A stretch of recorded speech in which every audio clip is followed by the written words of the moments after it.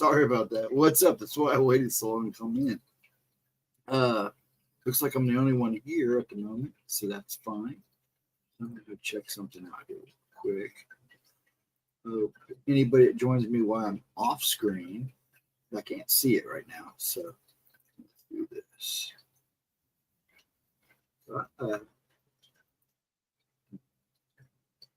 Okay, so far I'm the only person. Let me check this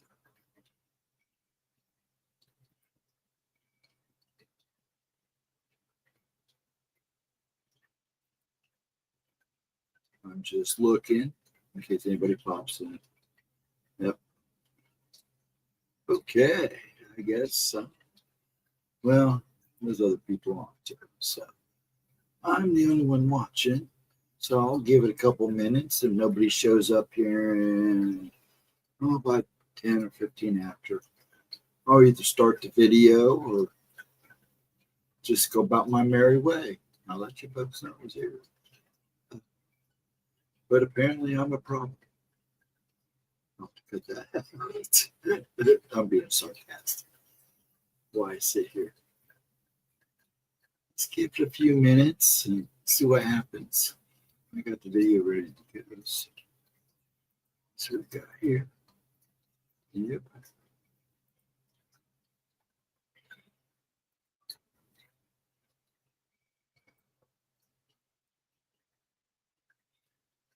Okay, that's ready to go.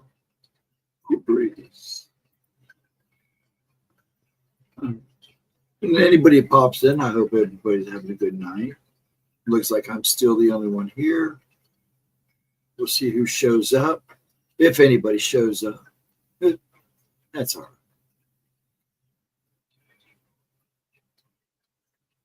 right. I guess things talk to you in the right ways. But yeah, I'm going to hang out. I may go ahead and start this and see who shows up and go from there. So if anybody's listening or watching, apparently not, but anyways, I'm going to go ahead and start this. And if anybody shows up, that's fine. If not, I'll stop it and go about my merry way. On here? Okay. Hello. Doo-doo. I'm just setting up the video. We're haunted by haunted. How are you? I'm good. It's just me and you right now. I'm going to show a replay of Gemma's, one of older. I think this one's like 3 years old. That's what we do on Saturday nights. We show Gemma's replays and just shoot the crap. How are you tonight? I hope you are well. Appreciate you stopping by. Now, Gemma is here on Friday nights at 7:15 with me on Friday nights. And then she has a premiere on Tuesday at 10 o'clock, 10:15. Usually 10:15 with chat, but it's not live. It's just a premiere.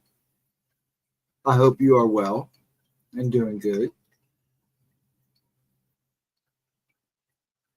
I'm doing all right. It's a pretty casual day. I got a few things done. Yeah. But other than that, it's been a great day. I'm just chilling, hanging. I do these on Saturday nights. It's getting to the point where it's, I don't know how long, I'm running out of stuff because I'm starting to get to her newer stuff now. So I'll keep going until she says, don't show my new stuff. Let me play. So that's what I'm doing. I'm usually her host with her on Fridays. She don't do oracles anymore, so we do a paranormal talk. Last week was, we're going to start with topics. We're still getting used to it, so and I'm still getting to learn how to finagle certain things, so it looks good. It's hard to do TikTok and stuff videos and do reactions and talk about, like last Friday we did mermaids. I should say yesterday we did mermaids. Well, I guess it is 2 days away now. And you can tell we're getting used to it. So usually just sit and let people talk. And if she's not doing, when she was doing oracles, that's what she was doing. But we don't do oracles anymore. So, but yeah, I'm getting ready to start the video here in a couple minutes. I always give it a couple minutes for people to come in. I know there's other streams going and shutting down for the night. Saturday nights are hit or miss. Yeah, they are. And I agree with that. Wednesdays have gotten real bad. I mean, I was streaming every Wednesday I would move sometimes from 10 to 11 to 12, but usually it was either 10 or 11. And those were hit and misses. They were getting real light. So a lot of things have changed between people. So, but yeah, I'm used to it. I usually do only about during the actual stream, maybe 12 people in the day, anywhere between 15 people. Then that would be coming and going, where they sit and watch the video. Oh, it is 11. Well, it's 11:11 for you. It's 12. Well, it's 12:11 for me. You missed it. I missed the 11. You're an hour behind me, right? Yep. How you doing, Latro? Latro, meet haunted by haunt. We have another newie. I love new people coming in though, because this is actually going to get this channel is going to get a lot better. She's going through a change. You know, she's trying to grow, and she's doing a lot more on TikTok too. So I've been sick the past few days, so been catching up on my YouTube subs tonight. There you go. Well, see, I have Tourette's, and it's a movement form, so I do all that at night because I can't sleep because I'm rocking my sleep so bad it wakes me up.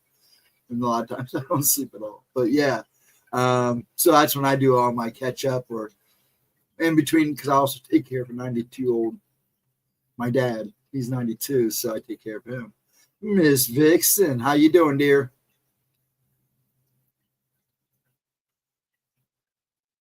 Good to see you, dear.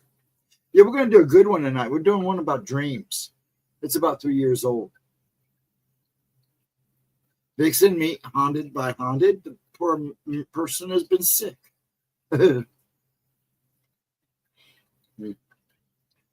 Got some orange juice. We'll get it passed around. Yeah, I'm just checking. Make sure it's ready to go. Yeah. This one is from 3 years ago. It's Dream Demons, Visitors in the Nights, Sleep Paralysis, Brain Misfires. That's good, Vixen. I'm glad you are. We were talking about you the other day, me and Pop. Get you taken care of. He felt bad. There's been a lot going on with him.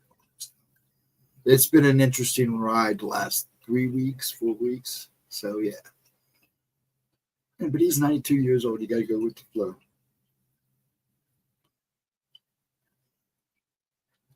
Good to see you guys. Good to see everybody. I was a little worried there at first, because we've gotten to an understanding that if we don't do anybody by the first 5-10 minutes, no more than 2 or 3 people show up, we go. But we decided that, we'd give a little more time. Like I said, she's going through changes, and the channel's going to go through changes along with TikTok. So, she does her own thing on TikTok. So just stay with us, hang out. Just catch her premieres on Tuesdays. Yeah, dreams is a good subject. That's why I picked this one. Well, like I said, and I don't know what she's doing. I think she told me, but I'll have to make sure that I know what she's running Tuesday night for her. Because whatever she does Tuesday night now, it may be the topic for Friday. So if she does a video, a premiere on something like mermaids, like she did last Tuesday, then we talked about mermaids that Friday. Could have gone better, but I'm still getting used to doing certain things. So, but yeah, dreams is a good one. People see, when I do sleep, I do both. Some people say I astral project. Some people say I lucid dreams, but I have some interesting dreams, and I remember. That's the thing. Eating some Amish, huh? Oh, butter, Ohio butter. Oh, there you go. That stuff's good stuff. Tell you what, the Amish Ohio butter, the Amish food here is just excellent. You've heard of Der Dutchman's, right, Latro? You want to go eat at a good place, Amish place. They treat you like family. You go in there, you get a big old table, and they bring you a lot of everything. It's a chow fest. It's worth the money you pay. Totally.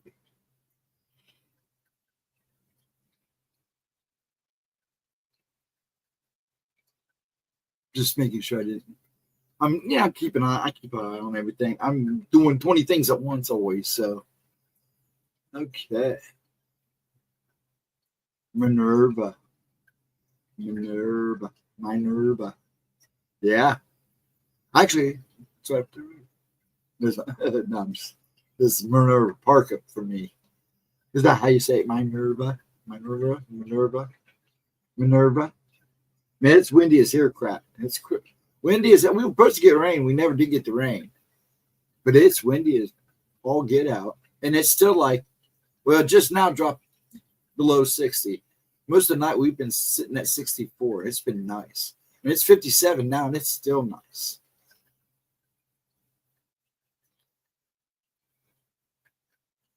Yeah, I love Amish food, man. We used to in 6th grade. We used to go camp somewhere up in Amish country for a 6th grade camp. And that's who fed us was the Amish. Oh, man. Breakfast, lunch, and dinner always, by the time you got to eat, it was worth every bite.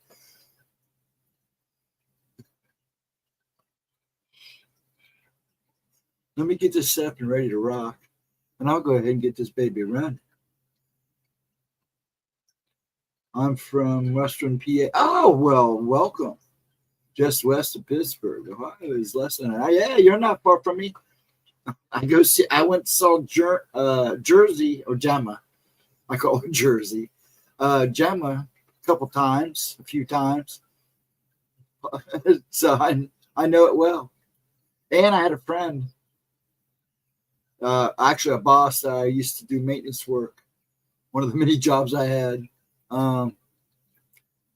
Who didn't live far from Pittsburgh, and we'd go and hang out.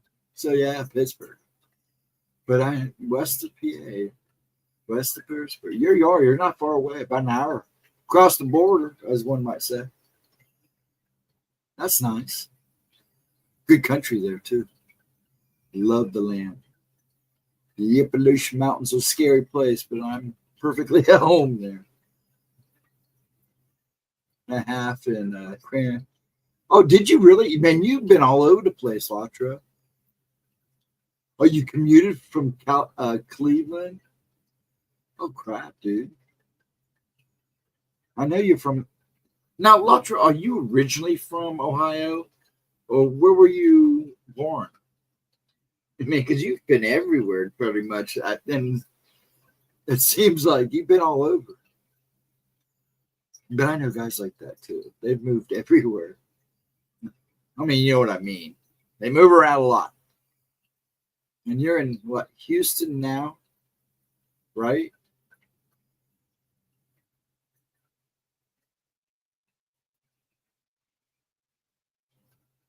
Vixen's way up north on the East Coast. Maine, right? Born East Cleveland. Okay. Lake County. Okay, there you go. I don't dream often, but I usually remember spirit snippets of them. My last dream was a couple nights ago. I was letting a group of people just what was on my mind.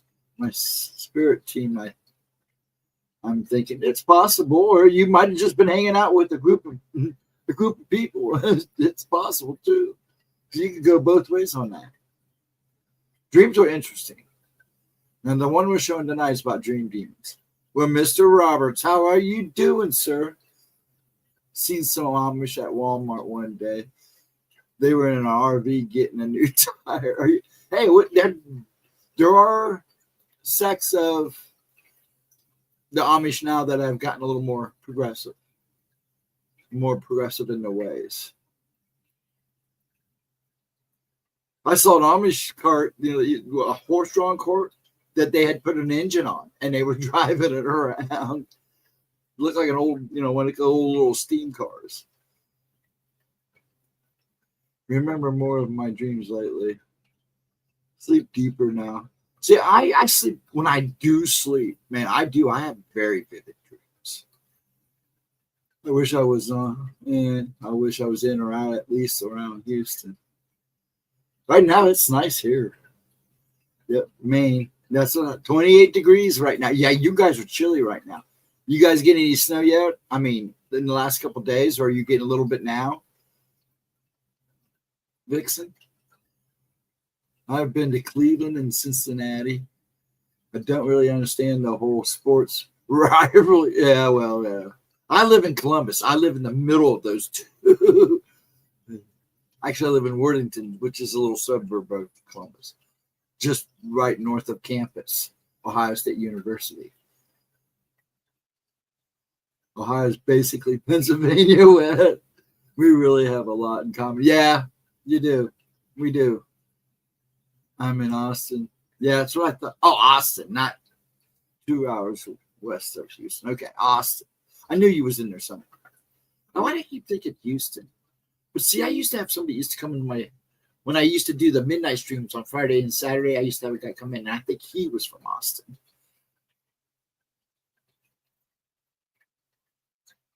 We've got a couple shots of snow. Nothing was stuck. Yeah, we got a good sticking the other week, but I don't think we'll get another good snow until probably either after Thanksgiving, the first week of December, maybe.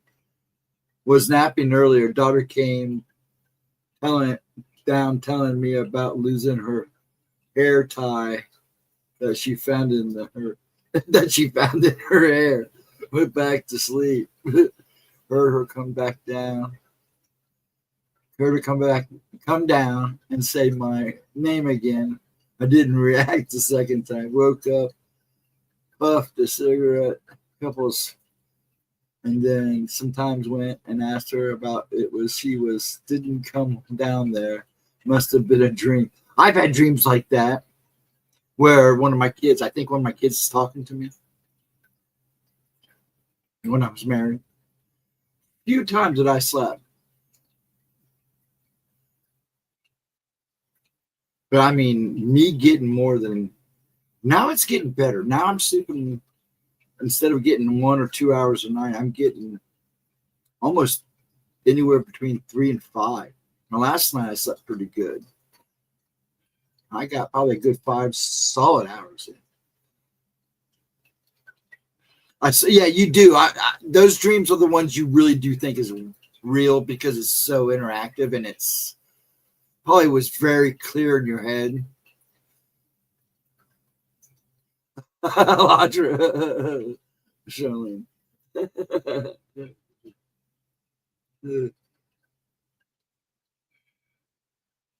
Yeah, I like PA. Actually, Gemma's got family in PA. Her mom is actually right now living in PA. Good old Pennsylvania. Nothing like that turnpike. It'll suck you dry like all the other tolls. Once you hit Jersey, it's like Toll City. There's little trolls everywhere in that town. But I'll tell you what, I don't like the way they do the toll now. I'd rather pay at it when I'm done. Yeah, Mike's here. Mr. Roberts is here. We had about a half inch that stuck. 2 days later, it was 70. Yeah, it's like it was. Yeah, we got about a quarter of an inch of good slush, that real wet, good snowball snow that stuck in the grass and melted on concrete. I had that picture on Facebook. I think I deleted it. I keep my Facebook page pretty clean. It just stuff gets old. It's just time to move on. Like Erie, I-90, yeah.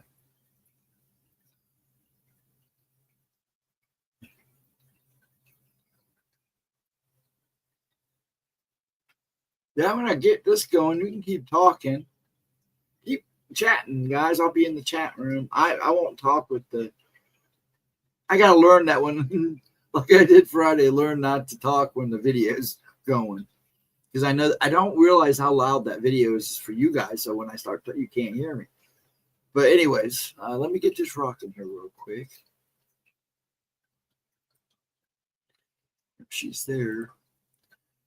She looks cute in this one too. Let's see. There we go.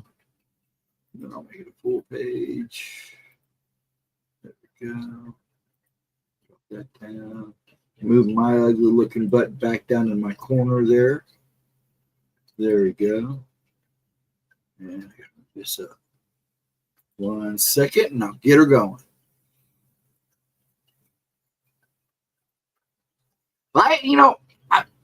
I always have a lot of problems with Facebook. Tons of problems with it. I would block people, they would become unblocked. Well, some of the friends I knew I lost. But anyways, I have a lot of problems, technical problems with it. But see, I left Facebook a long time ago because we never got along. I mean, they didn't like anything I posted. So I left Facebook. I only came back for Gemma. And then it started up again. I posted something. It must have pissed them off and they remembered who I was. And I don't know. But all of a sudden I started having problems where like my friends list would disappear. My follows would disappear. And then I have to redo it all over again. Then people would be blocked, then unblocked. And I would block people and they'd become unblocked. So I just gave up. I just said, screw it. I'll just use it to help promote Gemma and maybe post a couple things here and there. Throw my mind out in the world once in a while. I leave it up for a few days and I clean it off. Cat's eyes. Yes, his glasses. I love it when she wears those glasses. The librarian look. But let's get this baby rocking while she's in motion and freeze her here.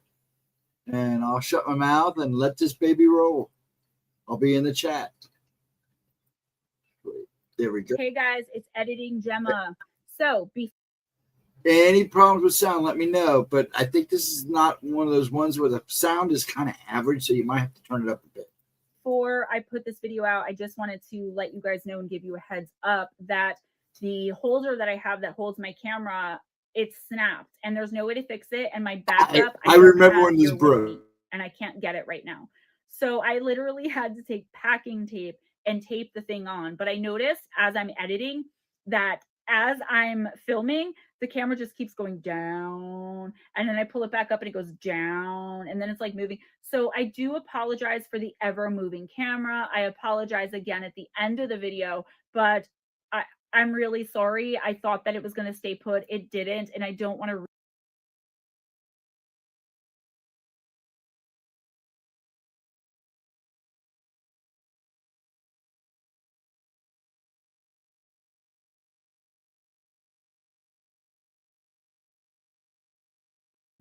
I had the mic off the whole time. I remember when the stand broke because she called me right after it. Like, I recorded this video and I tried to tape it. Bless her heart. But it still turned out good. So here we go. I'll shut up now. Redo this really long video. It's not, I got to kind of stick to my schedule. So I apologize if it's distracting or annoying to anyone. You guys know normally my videos are pretty straightforward and precise and all that jazz. So hopefully I can have it fixed by the next video. So just forgive me. We don't need to come at me in the comments or even mention it. I would appreciate it because I'm aware of it. I'm frustrated. I'm PO'd and I'm trying to fix it. Enjoy the video, guys. What is up, you guys? Welcome back to my channel. And if you're new here, just welcome. My name is Gemma Jade, but today we are going to be discussing the terrifying phenomenon of dream demons. So we've discussed demons on this channel pretty regularly, and sometimes I'm not sure if that was a purposeful thing done by me or not. I often wonder if, because of my abilities and my interest altogether in the occult and all things otherworldly, if I'm somehow becoming sucked into something that maybe I might regret one day. Well, I guess if I am, then you all are coming right along with me. So when discussing the realm of sleep and of dreams in general, I believe it's an accurate assumption to make that this is by no means a modern day interest, but most likely has been a subject for discussion and debate since the beginning of time. Isn't it crazy, though, that we seem to be no closer to deciphering dreams and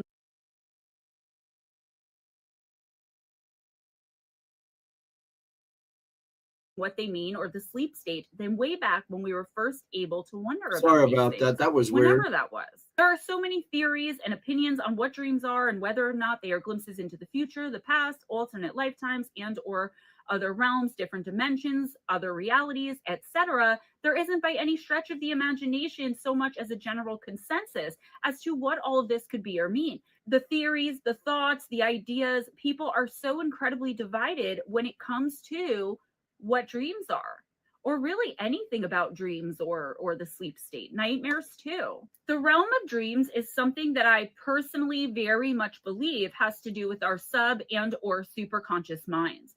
We can so easily learn languages or heal ourselves. We can do so many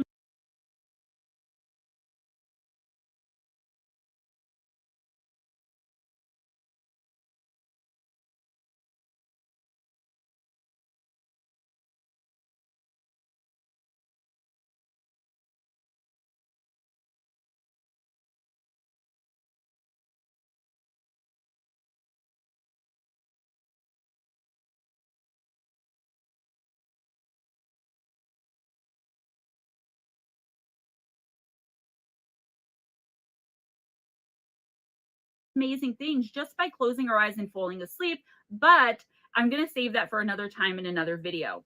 There are many commonalities across the world and throughout the ages, and while there are still a few that stand out to me, today we are going to be discussing the one that I find most I concerning. paused that and nobody heard a thing I said. I said, yeah, what happened, it rained here a while back ago, about a month ago.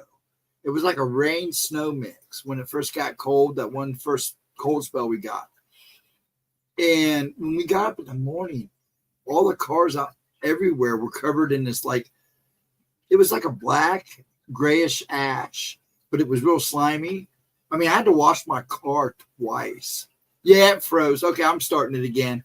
Sorry about that. No, me and this mute button have an issue. All right, now I'm going to shut up and let the video play. I'll talk to you in chat. Some things it's easier for me to say outright. Okay, here we go.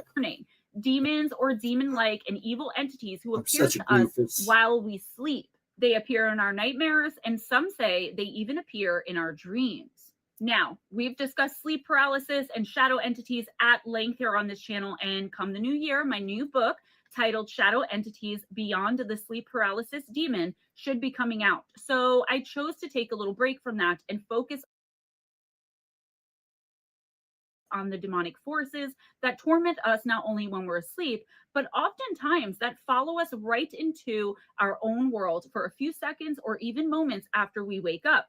Sometimes they even stay there. And yes, I will be talking about sleep paralysis, obviously, because that's a huge part of this, but that's not all the video is going to be about. I want to talk about the entities themselves as well. So I know, with beyond the shadow of a doubt, pun intended, that these evil entities, these shadow entities, these demons, these demonic forces do stay with us. Again, whether it be seconds, minutes, or however long. Some people pull them out of nightmares for a lifetime. How else could anyone explain the terrifying encounters I'm bringing to you today and so much of the other factual evidence that they're real? The skeptics and scholars certainly give it their best shot, though, but in my opinion, they don't present much reasonable evidence or even really credible evidence to back it up, just their own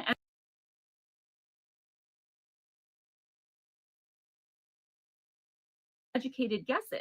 The proof is in the pudding, as they say. How many of you guys have experienced something similar to what I'm bringing to you guys today? Let me know. And as always, no, it if starts you as had soon your as I own start typing in chat, with everything demons or freezes. Are you otherworldly guys creatures, freezing too? supernatural, paranormal, extraterrestrial, whatever entities, I would love to hear Gonna about shut it. my My mouth. email Just let info you will guys be do it. set at the end of the video and also in the description box below. Are these actual creatures and entities who wait for the perfect moment to strike? The moment when we are the most vulnerable, when we fall asleep? Or is the whole thing just some sort of strange mass hysteria or suggestive hallucination type thing, or sleep paralysis? Is there a reasonable and rational explanation that we either haven't figured out yet or that someone has figured out and we just aren't ready to accept it as truth? As always, I'll let you all form your own opinions and be the judge for yourselves. Grab your Ouija boards and cuddle up in bed, because here it is, guys, the terrifying phenomenon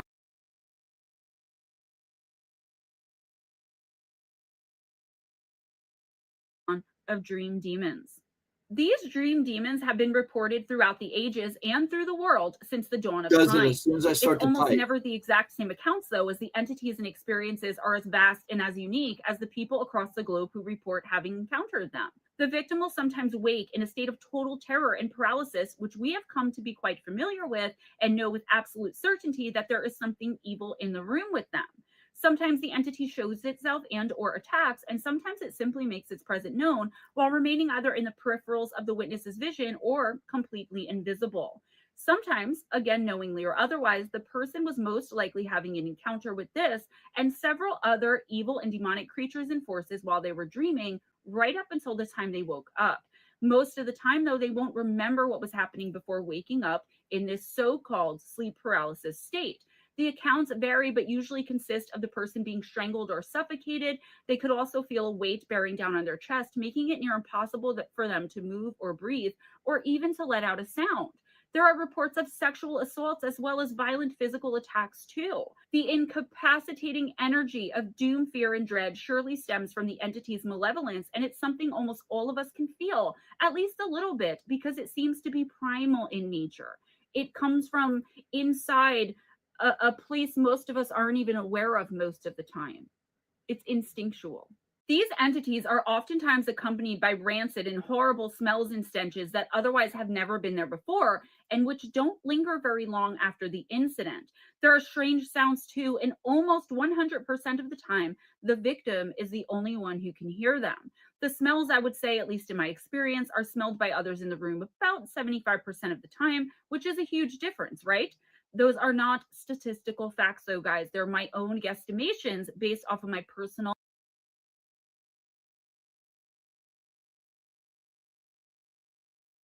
and lifelong experiences and research. The smells I are don't know why absolutely that keeps horrid, and happening. they're I've got a usually good described as connection. unlike It only anything does the it when I waking try world to would move normally be stuff able to around dredge or up. It's a stench of sulfur, rot, and decay that type. would make a 2-week-old dead body that sat out in the heat smell like a warm vanilla sugar candle. A psychologist at Goldsmiths College in London, England, Professor Chris French, said of the ever-expanding phenomenon, quote, "It's very common experience, but typically people haven't heard of it. I have people calling me about it, and often they have the same story. They've been suffering and never told anyone because others would think they were crazy. In the whistles and bells version, people get a strong sense of a presence, and they may also get hallucinations. They may see dark shadows and lights and monstrous figures, or footsteps and mechanical sounds and voices. They may feel as if they're being dragged out of bed. It's absolutely terrifying. There is also intense fear. It doesn't have a dreamlike quality. It feels incredibly real," end quote. Guys, these are all things which are incredibly distinctive and which mainly stay the same in the reports throughout the world. And again, as far back as we humans have had the capacity to ponder such things. If you've ever experienced anything like this yourself, I am sure at least some of this sounds very familiar to you. It's inexplicable and extremely unpleasant. I personally have gone years at a time having these experiences throughout my life. It's like a few years on and a few years off, and during the years where my attacks are nightly, it changes me in such a profound way as I go about my daily life and try to focus on my daily responsibilities like work and taking care of my toddler and taking care of my house and just everything that I have to do throughout the day. It's almost all consuming, at least in my own experience. I can't even imagine what it would be like for someone to randomly experience this phenomenon just once, because then, I mean, how could it not take over your mind? The fear a person would feel would probably be almost unbearable, and I believe this is where a lot of people end up being treated as mentally ill or as having alleged sleep disorders. To me, it's all hogwash, guys. Bull hickey, bill duty, hogwash, poop. Looking into the face of the obvious and calling it a bad dream or even a nightmare, all while being faced with unbridled evil, it's absolutely mind-boggling. It's mind-boggling, but that's just me. Here is another very short encounter from someone unknown. Quote, "I couldn't move a muscle. Something was in the room and walked across the bed. I tried to scream, but only a slight noise came from my throat. Whoever or whatever was in my room then disappeared. Unfortunately, I've been getting this horrible paralysis for about 2 months now. The last time it happened, I managed to open my eyes, but I still could not move my body, end quote. That's the thing though, isn't it? The fact that it doesn't matter one bit who is recounting their own experience and where they're from. It doesn't even matter when it all happened because it's always generally the same theme. With that being said, I know some people are skeptical of anonymous encounters, and I don't really blame you. So here's one we can put a face and a name to. The victim's name is Helena Adelina, and she is a 24-year-old who reported an extremely vivid and very menacing encounter for months on end, every single night, and she very quickly became a believer. She is absolutely sure that what she experienced was 100% real. Here's what she had to say about it. Quote, he was a tall, slim figure, but with no features, like a silhouette. My sense was that he was terrifying, an ancient being, very dark and pure evil. Sometimes I would wake and not see him, but hear his voice in my ear talking about destruction, war, and death. Sometimes he would grab me around the ankles and drag me under the covers. I would be fighting it and struggling to breathe. Sometimes a woman would enter the scene, laughing and cackling. She would keep slapping me around the face and laughing, finding it all very amusing. And there would be a serious ringing in my ears. When I came out of it, my ears would still be ringing very badly. At the time it was happening, it felt like it was going on forever. How long it went on for, I don't even know. End quote. At first glance, it would seem she knew the gender of the entities despite them being featureless, maybe because of the sound of the female's laugh and obviously the man's voice whispering in her ear, and that could have very well been the case. I will say, though, again, through personal experiences and what many of my clients and friends have reported to me, that it's somehow very easy for most of us, meaning human beings, to simply know energetically the gender of whatever entity we are dealing with. And that is true, guys, at least in my experience. Again, it's some sort of primal instinct or reflex left over from our caveman days. I wholeheartedly believe this woman experienced the jinn in these attacks. The jinn often marry, and they always marry the opposite sex, and they even have children. They are ancient and often work in tandem, though this is only the 4th or 5th encounter where I've seen a male and a female, most likely husband and wife, working in tandem like this. When I hear of someone being pulled out of their bed or pulled under their covers, dragged by their feet, however it's done, it is more than likely a jinn attack, as that's one of their known ways of terrorizing us. It's like one of their signatures or calling cards. Oftentimes, this is all said to happen in a person's dreams, as in they feel as though they are being dragged out of bed or off a couch, removed in this way from wherever they're asleep, dragged or pulled. I know that skeptics will come out of the woodwork and try to brush these encounters off as the person having had a very vivid and real seeming nightmare. That perhaps something they saw on television or came across on the internet planted a seed in their heads, and it weaved its way into their subconscious minds, causing the seemingly real yet entirely imagined and harrowing ordeal. I would challenge them to explain to me how it could all be imagined when it affects the person or their environment physically. Things like waking up with marks around your neck after encountering an entity you felt was strangling you, waking with bruises on a part of your body that was struck by the entity, and even the evidence left behind during sexual assaults in the night and by demonic, non-human entities. What is the simple explanation then? Most of the time when I do videos on these types of entities, when someone else is in the room or even in the same bed as the victim/witness, the person not being attacked seems to be unable to be woken up despite what's happening right next to them. It's not only when the person is in a state of paralysis and can't scream either. I've had my own experiences where I've screamed and fought, and my husband didn't even seem to move, let alone wake up.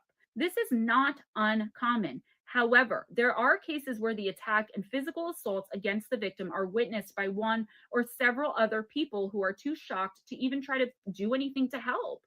I mean, imagine if you wake up and your significant other is being dragged across the room by their hair. Like, what do you even do? We in this community might be able to think of something, right? But for the average human being, what do? You sit there and scream in terror and pray you don't pee and poop yourself. My advice to you, if any of that should ever happen, seriously though, guys, should you see something like this, don't get directly involved, because you could turn the entity's wrath upon yourself and make yourself another one of its victims. And it's like, okay, if it's going after my child, that would be a good thing. Or no, you're not going to be the sole focus. Then most of the time, and more often than not, the entity is going to go after both of you, or bring in a tandem entity. A tandem entity? I don't know if that's a thing. Bring in another entity to work in tandem with it. So here's what you can do. Start praying fervently. Even if you don't believe in prayer or God, I beg you, pray. It works almost every single time. The bruises, scratches, burn marks, and all of the other injuries incurred by these entities during sleep are wounds that could not possibly have been self-inflicted. We aren't talking about a fall out of the bed here, guys. We aren't talking about getting bit by a spider or a rodent either, though for me, personally, a demonic entity or force is preferable to a rodent in my home, let alone my bed, but that's just me. Anyways, here is an encounter that comes from a man who was serving time in an American prison, and his very brutal physical attack was witnessed by his cellmate. The man said of the incident, quote, "The last time it happened, I was tossing and turning around trying to get some sleep when a strange dark power pulled me off of the bed and pushed me against the wall. My cellmate screamed when he saw what was happening," end quote. Prisons are notorious for being almost overrun by evil and demonic forces due to all of the terrible things that happen inside of their walls. And if you don't think terrible things happen in prisons anymore, you're naive. The injustice, the murders, the fights, etc., just the overall energy of the people who live in them is enough to open up several vortexes and portals into the unknown and unseen realms where evil is known to reside. When asked about it, the cellmate would swear up and down that he saw the victim being physically lifted off of his bed and thrown up against the wall. This wasn't just a man looking for attention either, guys. He wasn't tossing himself a few inches off of a floor and into a wall as hard as he could either. The cellmate said the other guy was literally launched, and I quote, "into the opposite wall of the room the bed he was lifted out of was on." So he was picked up over here and thrown over there. There are an innumerable number of cases, too, where the alleged quote unquote visual hallucinations are seen by others in the room. Also, what about when objects are thrown or otherwise move on their own? It's not something that goes unnoticed by others in the vicinity of the victim either. In my mind, these facts alone make it impossible that these are actual hallucinations at all, and that they are, quite obviously, at least in my own very humble opinion, come from me, very real and actually happening. There was an article about all of this written by a man named Craig Hamilton Parker, and he tells of an account sent to him by an elderly victim who said, quote, "I'm terrified at night as I believe that I'm being menaced by a ghost or a spirit. If I awake during the night, I see what I would call smoke in my room. One night, my husband and I saw the harrowing sight of my bedclothes being slowly pulled off the bed. But the last straw was when I felt it move to the side of the bed and poke me hard in the arm. I prayed out loud, but it would not go away," end quote. Like I said, prayer works 99% of the time. I swear I in my can't touch opinion. But the thing anything. about prayer is you actually have to believe that your prayer is going to be answered. Not a religious debate, just my own experience and opinion. Again, in my own opinion, when prayer doesn't work, you are encountering the evilest of evil entities and forces, and more than likely, you are at a much higher risk for physical violence, serious injury, possession, or even in some cases, death. If you don't believe me, look at my video on Christopher Case or read the shorter version of what happened to him in my second book. And he isn't the only one killed by shadow entities and evil in the night, and not by a long shot either. Our next report comes from the website Psychic Experiences and comes from a witness who claims the evil he encountered in his nightmares left behind very real and very physical changes in the real world, and which he knows is undoubtedly connected to the paranormal and otherworldly realms. In his experiences, the entity actually names itself and calls itself by not one, but by two names, Lilin and Gammagen. What sort of evil supernatural creature or being lurks in the shadows at night and actually gives out its name? Not one name, but two names? Stay with me, as I have heard these names before and have dealt with it personally. It's extremely uncommon, to the point of almost being unheard of, for a demon or evil being to name itself. It gives the human too much power over it. But then again, the human in question would have to be aware of that fact in order to use or wield any of that power, wouldn't they? So this victim reported always encountering the same entity, the one with the two names, and that the situation would always be the same. The entity brings the victim to an unfamiliar house in an unknown place where the house is packed almost to the brim with random strangers. He said of what happened, quote, "It's an apartment filled with strangers who are waiting on me but won't tell me why. Then fear strikes when it occurs to me this guy who brought me here is a demon. He then tells me the women in the room want my soul, and he's brought me to them. He said that it was his job to give me to them, and that by doing so, he would be allowed back into hell. In my dream, I began to pray, which made the demon and the people in this place really angry. The women came out from the room where they had been waiting for me, and they were witches. I showed them a gray streak in the front of my hair, which I have in real life, and I told them that I was a witch too. So while they were confused, I tried to escape. At this point, I was finally able to wake myself up. I ended up falling back asleep and right back into the dream. This time, the demon came to me differently, but with the same goal of getting my soul so he could return to hell. I finally woke up and would not let myself go back to sleep. I looked up the names of the demon he gave me, which were actually real names to the Christian-based demons. I have previously never looked into it, any type of demonology, nor did I watch anything about it before I went to sleep. In fact, I have never heard of any of these names before, which scares me even more. I have always been sensitive to spirits and energy, but never anything like this, nor anything that ever scared me this much. I will also add that about 2 years ago, my younger sister started dabbling in witchcraft and brought in a Ouija board and messed with that as well.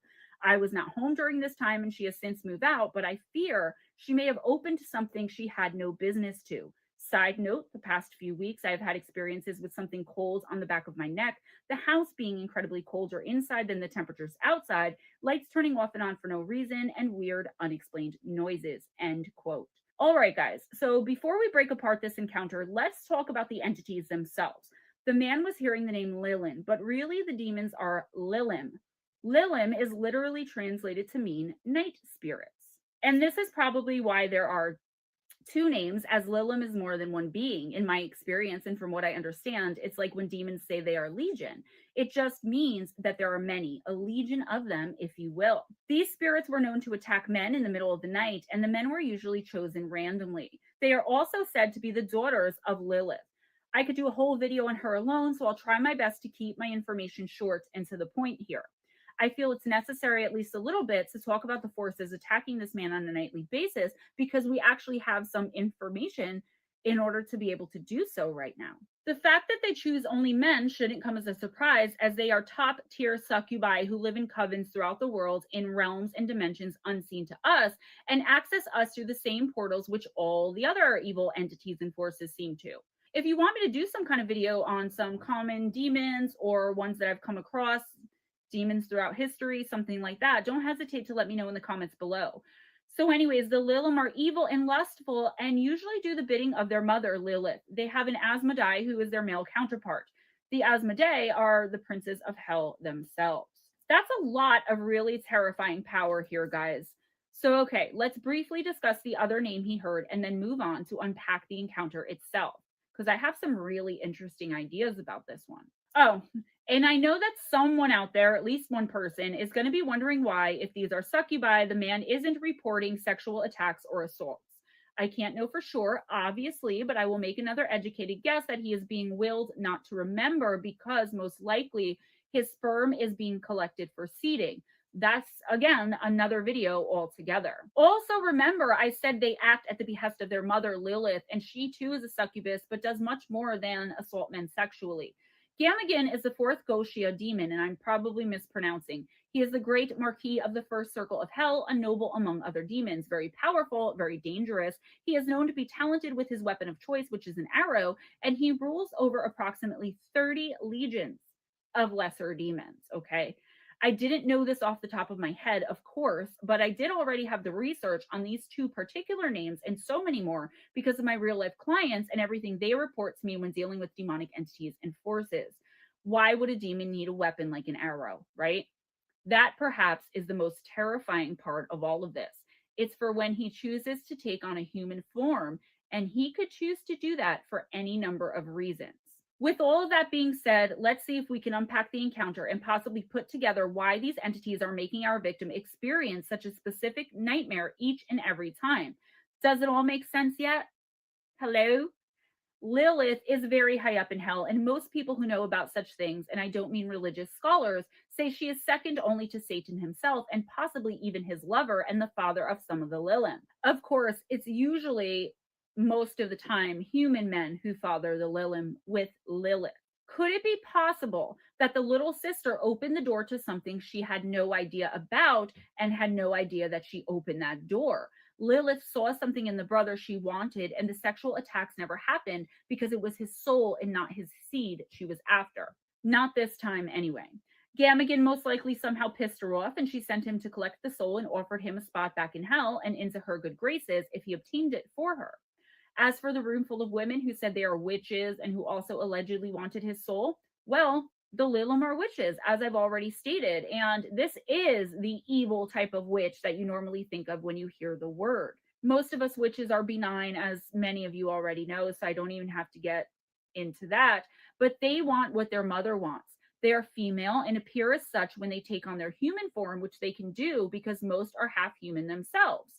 Because of this, they are considered somewhat lesser and need to prove themselves. Okay, so back to the other encounters, because I can talk about this all night. Whether I do or not, be it in a video or otherwise, is of course completely up to the feedback I get from you all. Speaking of succubi, here is a report that came in by a woman who claims to have been visited many times by an incubus creature. This is an example of these entities being able to not only physically interact with, but also to physically affect the environment around them. This one, at least to me, was particularly strange, and that's why I decided to include it here. This woman claims to have been visited nightly by a sex-crazed and maniacal demonic entity. The demon not only attacked her nightly for years, but her daughter as well, and it would move objects around the room, which were often seen by others who were, for one reason or another, there with the terrified women. This woman explained, quote, "My age is 47 and I am female. For about 6 years, my daughter and I felt walking on the bed and other surfaces that we sleep on. My husband and son, they thought we were nuts. It would happen while we were completely awake or even just getting into bed. The walking would be light and sometimes the bed would wave. A couple of times during that approximate 6 years, I would wake up to find something sexual happening. At that time, I would shake it away. My husband had been sick for the last 5 years, stroke and other complications, and this past December, he passed away. A few months before he died, though, I found him sitting on the side of his bed looking ashen. He had told me that something jumped on his bed. It had happened before, many times, and he had always blamed it on the cat, even though the cat was not in his room. This time he believed, and he was shaken. On August 1st, the entities were back in my bed, and this time I relented in a weak moment. I can't understand how I could have because of the thought of it. The thought of it frightens me. The first few times my heart was beating like a drum. Once it started, though, it never ended. I developed an insatiable appetite for sex and didn't stop thinking about it 24 hours in the day. Neither did they. I rationalized that it was friendly spirits of the universe, but I knew in the back of my mind differently. For 3 days, going on 4, I had constant sex. They did not enter for long, and then the next one would come.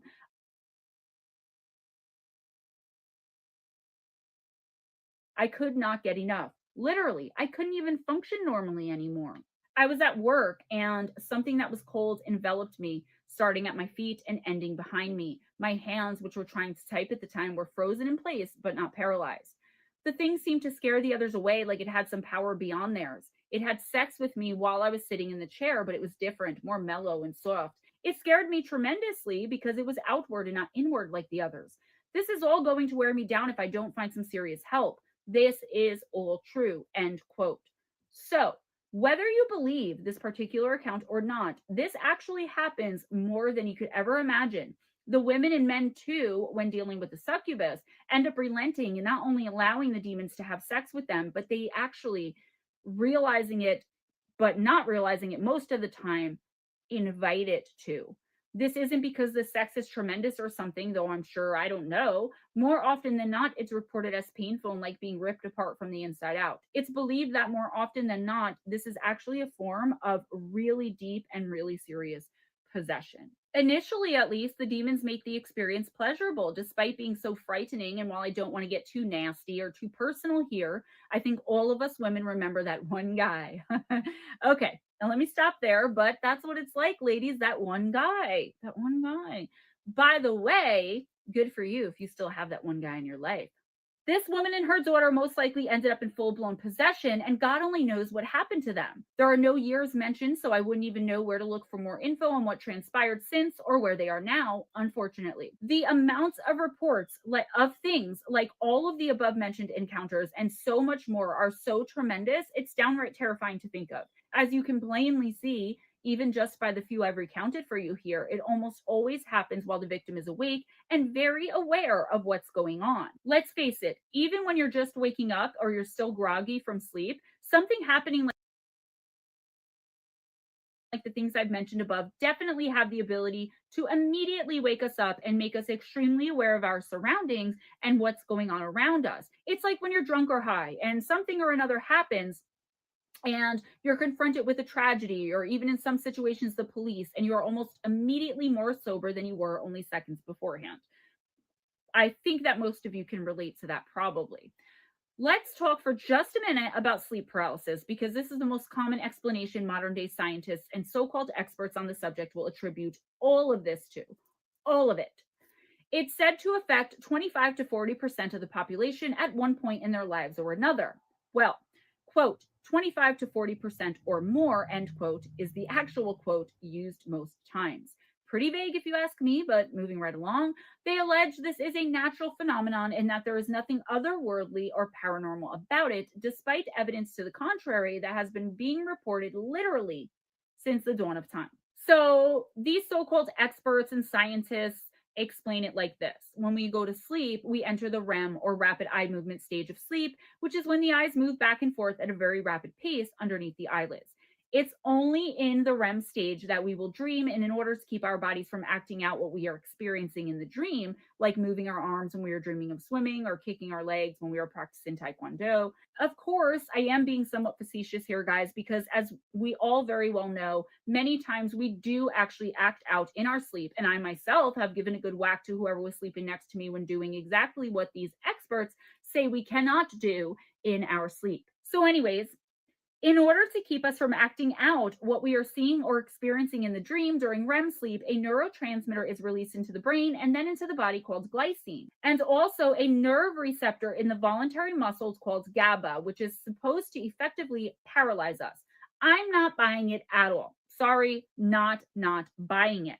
At least not 99% of the cases I've come across, but allegedly these chemicals should be all but gone by the time we wake up, regardless of how deep the sleep was at the time. These experts claim that in some cases, although they allege this is very rare, again, despite all of the evidence to the contrary, these chemicals will still be active when your brain wakes up, either fully or even partially, during the REM stage of sleep. So this would keep your motor functions not working mostly or at all, despite your body and brain feeling fully awake and aware of your surroundings. According to this theory, which I'm sorry, but I will state again, is extremely ludicrous, at least in my humble opinion, sensing an evil presence or some sort of supernatural attacker is merely your brain's way of trying to align itself with what's going on. In a desperate attempt at rationalizing, the brain then creates these evil entities and shadow beings and whatever else has been being reported as coming through for literal millennia, and sleep paralysis is used to explain so much more than these attacks and intruders too. It's been said to be the cause of poltergeist activity, alien abductions, and even demonic possessions. Yes, sleep paralysis, guys. The fact of the matter is, while this is the accepted scientific and rational explanation, there still isn't much at all, if anything, by way of facts to back this up. Sure, studies have been done, but these entities aren't stupid and would much rather their existence and their attacks and the terror they leave behind in their wake be blamed on science and not on them. They know exactly what they're doing. Also, sometimes we can refuse to see what's right in front of us, and I bet anything that there are scientists and so-called experts out there who have seen these entities, or at the very least the attacks on the test subjects with their own eyes, and yet refuse to accept it as a reality. What they could possibly be telling themselves in order for them to be doing this, I'm sure I don't know. But this is why I call these types of people sleepers. I'm by no means mocking, judging, or trying to indict them. I just simply, I personally cannot understand their thought processes, not at all. And they say we, the experiencer, and those of us in this community are the crazy ones. Go figure. It's poorly understood and terribly over-explained at best. A misfiring of the brain will never be an acceptable answer for me as to why someone is lifted off their bed and thrown across the room, or why I myself have been dragged off of my bed by my legs and down the stairs on a tour of my very big house while I was now wide awake and petrified. I know I wasn't dreaming. I woke up downstairs on the kitchen floor and I went to bed in my bed, okay? There's an article called The Dark Side of Lucid Dreams, and it explains why there's more than likely much more to all of this than a simple brain misfire. As I reiterate, I do tend to agree. This article states in part, quote, "This class of nightmares seems not to be merely reflections of fear, but to have an autonomous energy all its own. There is intelligence in the eyes of the dream figures, and they don't like to be told that they are but a symbol of some waking life fear or that they are not real. They have their own story to tell, but we often do not know how to listen yet," end quote. So while this is a bit of a cryptic explanation, it does get the point across, right?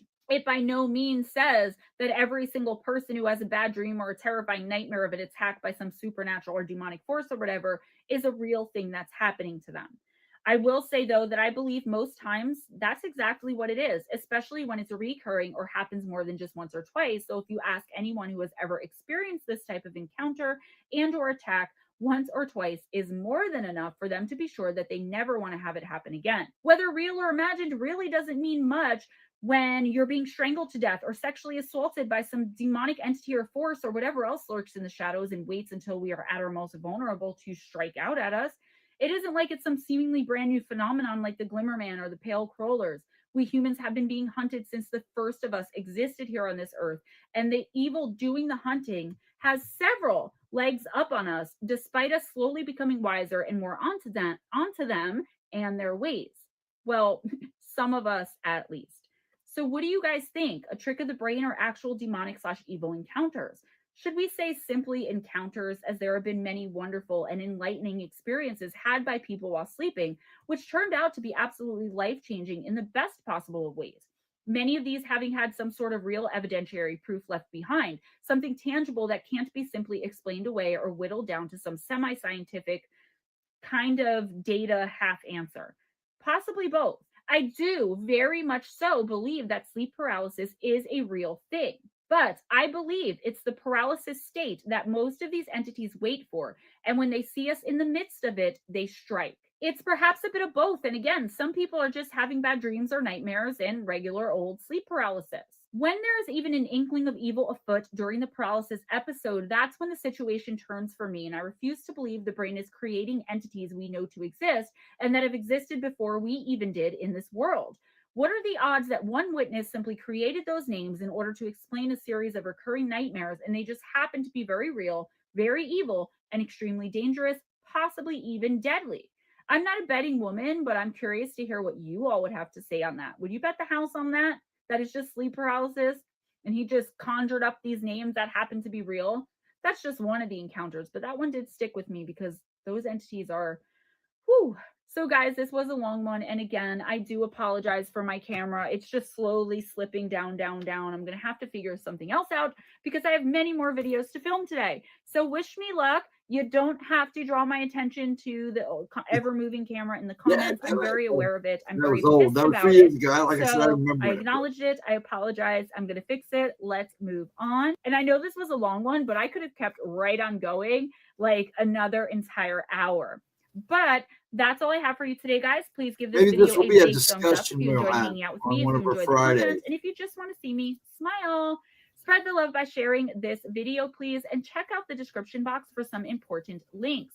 I have a book signing in Sussex, New Jersey on October 26th from 6 to 9 p.m. And after 9, I will be doing a paranormal night. I'll have my merchandise there, my manifestation intention sprays, my spiritual helper boxes, possibly some crystals, but mainly I will have my books and I will be selling them and signing them. If you would like to simply purchase a book from Amazon, I will leave the Kindle and paperback version in the description box. If you're in the Sussex, New Jersey area that night or want to come and say hi, that was 3 years ago. That was the Halloween. That's when from Ohio to join me, and just so many other amazing people that I haven't seen in so long. And then whoever else is going to be there, I might do one-card readings. Anything could happen. So that's October 26th. It is a Wednesday, and it's in Sussex, New Jersey, starting at 6 p.m. Email me if you would just like to purchase a copy of one of my books, either Missing the Fae Theory or Encounters with Evil, Okay, let me 101 True and Terrifying love this Stories, stuff. or Yeah, both, check out our book. and you would Let me like an go ahead autographed and copy, stop please this. email me before you make the purchase. If you would like a personal intuitive oracle reading, either by video or remotely, please Oh, that's also email me for more information on that. Wednesday nights from 7:15 p.m. not Eastern on time to Wednesdays anymore. 11:15 p.m. Eastern time, or Now until I'll we run out stop of it. people to read for. It's me and Ghostdragonzw. Okay. Since that was a long one, that's the only one I'm going to show tonight. Let me get rid of that. Get back to comments. All right. Yeah, dreams are kind of cool. Sleep paralysis thing. Like I said, that's something I'm going to have a conversation with on a Friday night. His dreams are interesting. Lucid dreaming, astral projecting, all interesting things. Meanings of dreams. And you all were just talking about a little bit ago. It can be weird stuff goes on when you sleep. When I sleep, and like I said, I'm sleeping more now. No, I'm noticing. So I am starting to dream again. But there for a while, I would sleep an hour, and it felt like the dream felt like I was going forever, and I'd wake up and realize I only slept an hour. But yeah. Now let's go back to something. But yeah, your comment about putting up your spiritual barriers. Yeah, I always, even when I watch other paranormal channels, and even when I watch those goofy ghost countdowns and scary videos, I always kind of, make sure I'm a little protected because, even watching that stuff and them talking about it can manifest it. So. But yeah, demons, everybody makes a big thing that it's nighttime is when they come out, but they're out all the time. They're around you all the time. But they move more freely at night because they hide in shadows, because they are things of the darkness, things of darkness. But that's my personal opinion. So I hope everybody enjoyed that. Hope everybody's enjoying their time here. Anybody got anything to say? I'm going to hang out for a little bit longer. I was going to take it to about 1:30, unless we all get to gabbing.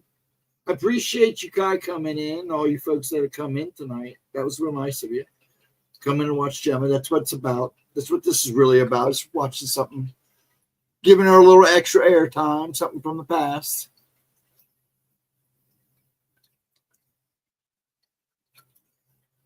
Dog ought to bark at it. Yeah, I need a distraction. Yeah, it's nice to have a distraction. I have felt a poking sensation a few times that was unexplained. Daytime. Was it some poking? Get to work. Get to work. You do need a distraction, Al. Everybody needs one every so often. It's good for you. And this is one of the reasons why I like Saturday nights more than Wednesday nights. Wednesdays is so crazy because, my views have dropped quite a bit, which is fine. I'm good with that. And if somebody shows up for a little bit, I'll stream for a half hour, an hour. But it has to be every other Wednesday now because things are so busy with them right now and everything. And next week, I got my sleep study Tuesday night. And if it goes as well as I think it went last time, I'll probably come home and not be much in the mood to do anything. Because they put me through the work. Believe it or not, sleep study can be a hassle for me. I think the last time they spent most of the time putting the things back on me because I'd rock so hard they'd fall off or I'd rip them off.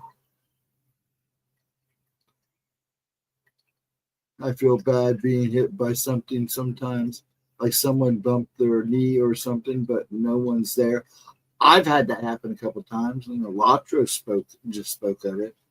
Those are sensations I don't like, especially with the things I see, because there have been times I've seen something, then I'll come home and it feel like I've been either pushed or tapped. I get these taps every so often, like on my shoulder on the back of me, on my back. And then, of course, you know, when I wake up with bruises, because it's the only time they come at me. But I protect the house, so it's been pretty good lately. If I get anything now, it's because I was out in the world for too long. I was supposed to do a sleep study a couple times, but never made my appointment.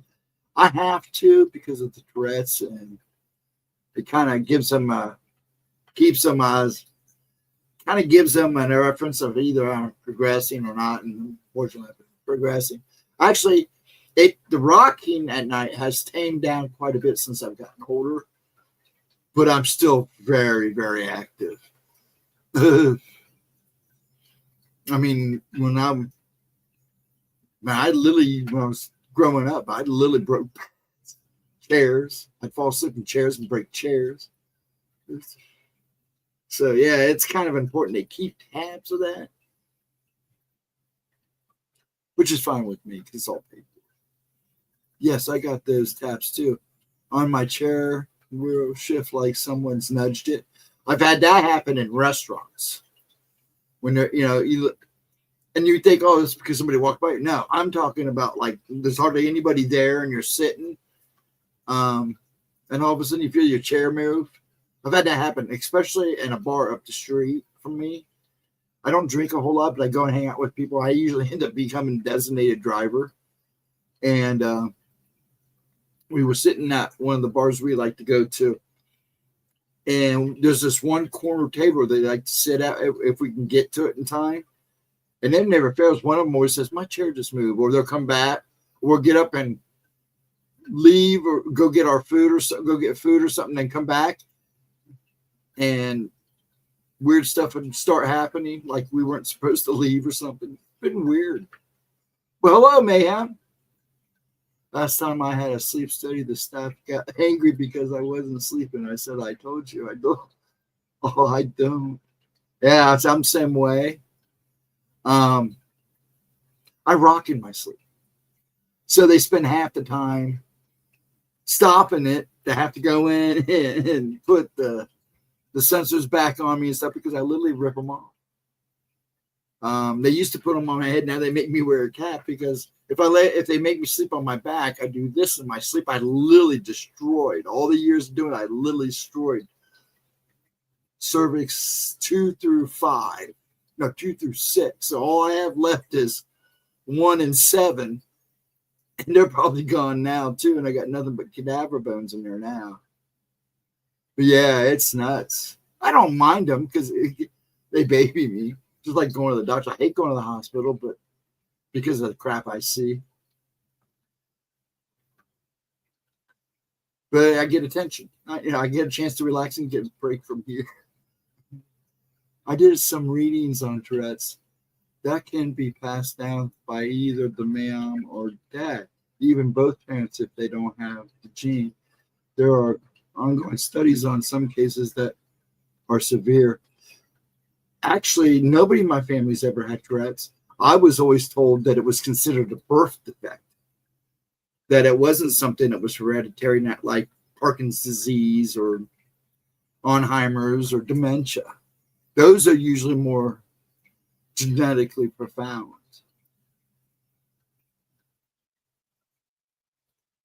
Oh, wow. Me too. Oh, really, man? But yeah, I was always told it was a birth defect, not a hereditary thing. A flash rush working on difficult vehicle. Really? I bet you do. Now you sound like my dad.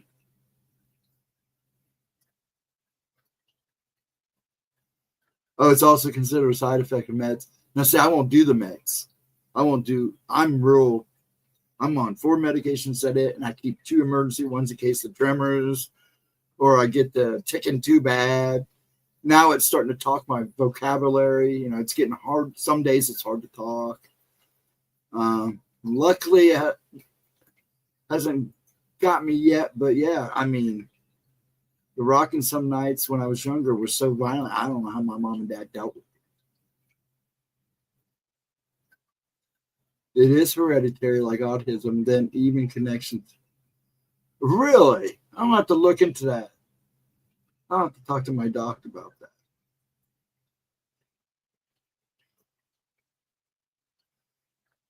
No, my mom hasn't. No, I knew she would rock, but Dad said always was a nervous twitch. But no, nothing like I do. Nothing. Mom and Dad told me I started when I was about 2 years old. Instead of crawling, I would just sit and rock. And I'd actually fall asleep doing it.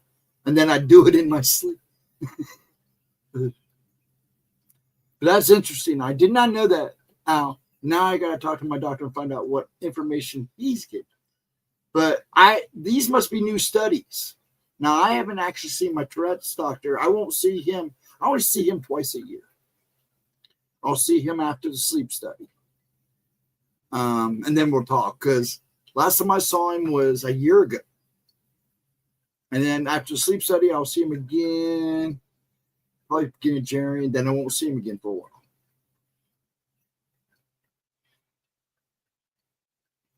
It's my neurologist. It's the nerve damage that it's done over the years. Those neurologists, man, they're always booked. It's like getting a tooth pulled. You know, it's just never ending trying to get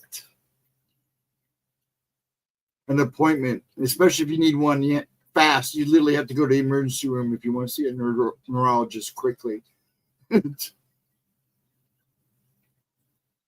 They're always booked.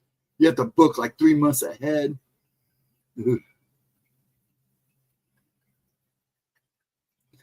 When I was in the hospital for my quadruple, I said to the nurse, a lot of strange things go on in the hospital at night. She said, "Oh yeah, oh huh, yeah." I've done my time in hospitals. I can tell you some story. I see a black kid. I don't know if you know this man, but ever since I can remember, it started years ago. I would see this black-eyed kid in hospitals, no matter what hospital. Sometimes he would be with he would be like 14, 15 years old, and he would have either a little girl with him or a little boy with him there. Other than the little girl being undressed, he would wear a pair of bib overalls and a red and white striped shirt. And for years, I kept asking the nurse, "Who's the kid? I always see him in these hospitals. Who's this kid?" And then I started seeing his eyes. The heck, one not too long ago, about 4 months ago, I literally chased him through a hospital, trying to get a picture of him.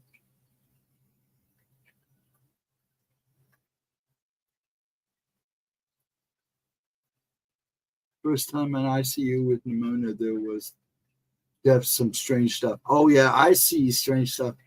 I'll tell you what, ICU's the emergency room is where I see some of the weird stuff. If it happens for me, sometimes I've gone in there and not seen anything until I actually got to a room or during the night. I won't go to the doctors unless I need surgery or something. Yeah, I don't get to that point now. Dad's at that point now. But he's 92 years old. He always says, "What are they going to tell me? I'm 92 years old. What are they going to tell me?" I see you. But yeah, I've seen this black-eyed kid ever since I can remember.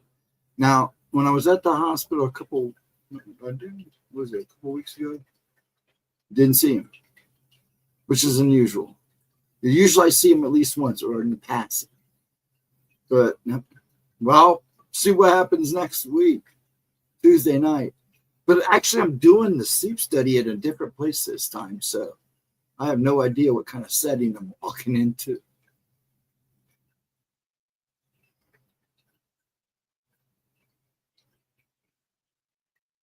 But yeah, I'm gonna talk to somebody. I'm gonna talk to him about that because I think his appointment. Oh, there it is. It is the 26th.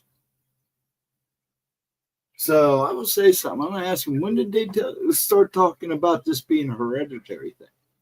Because as far as I know, nobody Now, dementia runs real thick in the family. Alzheimer's, diabetes, more on my dad's side. I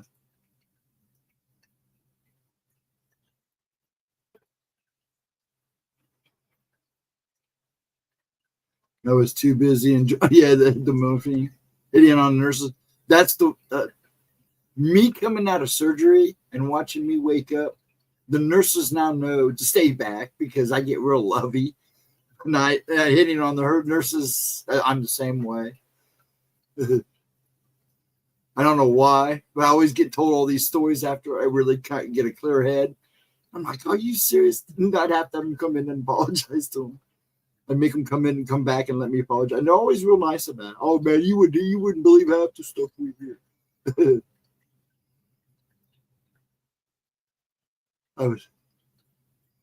It was a new hospital for me with a more serious condition, so it was different show than a normal hospital visit. Oh yeah, I've had both though.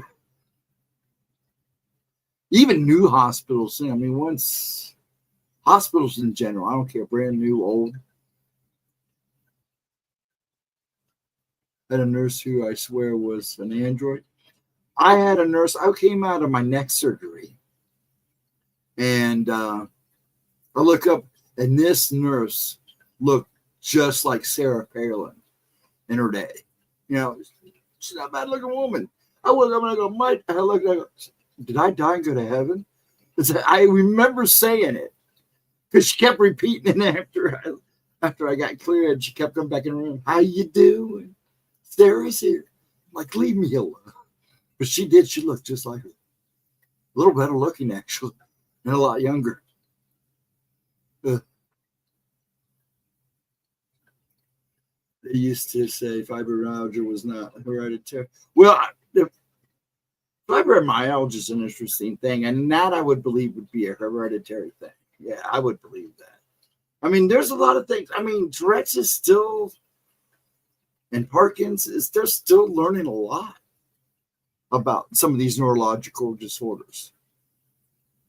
Like which Al just told me, I was always told it was a birth defect. That's the way we always looked at it as family. You know, I didn't even get diagnosed with Tourette's until I was almost in my 40s. They finally said, I've been trying to tell them, look, they actually thought it was Parkinson's at one time. Like, I don't think I've had Parkinson's since I was 2 years old. There's not enough scarring on the brain. I'd be dead by now. Passed by now. Sorry, YouTube.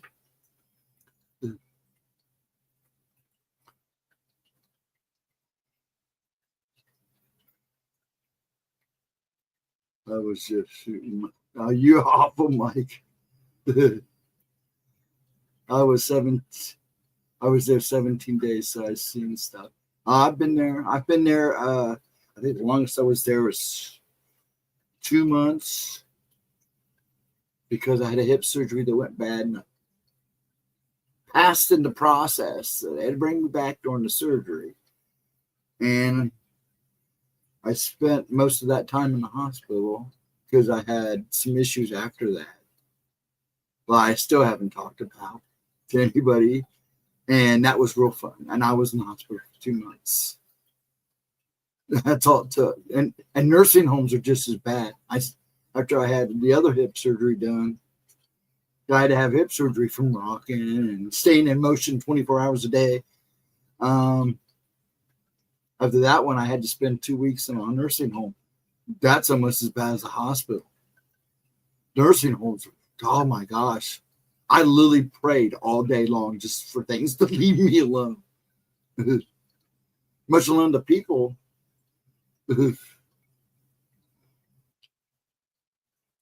I'd gone, oh, yeah. That during that time is when they didn't want me rocking in my bed, in my sleep. So they actually tried to strap me into the bed so I wouldn't rock because I would literally move the bed at night. So they tried to lock the bed, then strap me in it. That didn't go over very good at all. So, well, they were trying to protect me. because the night before I'd rocked so hard, I actually flipped the bed. But, you know, things are not light. So that shows you how hard I was cruising in my sleep. And this was just after surgery. Yeah, they had a hard time keeping me down because, you know, when you have hip surgery, you're not supposed to be, you know, at least for 24 to 48 hours, you know. Now they try to get you up and move you within 48 hours. But yeah, it was not good. I've had a foot in rock. Yeah, you've been talking about that, Latra. Decade, and finally I'm seeing signs of recovery. Might be able to get off the. I'm not a big fan of gabapentin. They had me on it a few years back, and that and another drug they had me on had me doing this all the time. It's bad enough I do it anyways, but it was even worse. So any of that kind of stuff just makes me worse. So we had to take a whole different angle. I mean, they tried some of the Tourette's medicine. One of them was, I tried an experimental one that, you know, basically flatlined me. So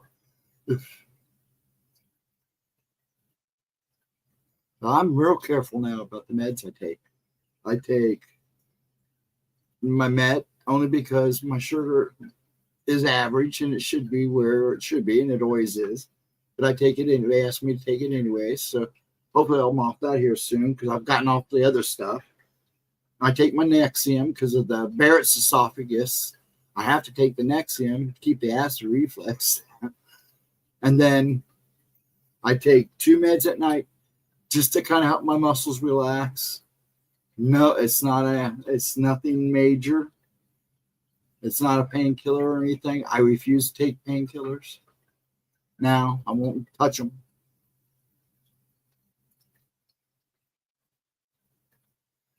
I'd rather, and I've always had a high tolerance for pain anyway, so that's never been an issue. For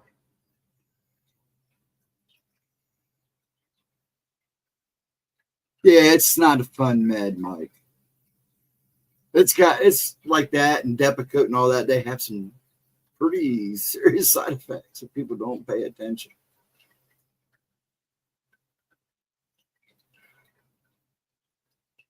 Yeah, I'm just afraid that I'm going to be, you know, my biggest fear right now with everything that goes on. I've dealt with everything for so long. It doesn't bother me anymore.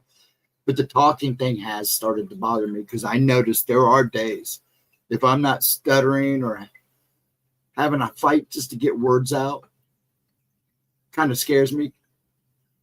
I mean, Gemma knows how to do sign language, so she could always teach me sign language, but still.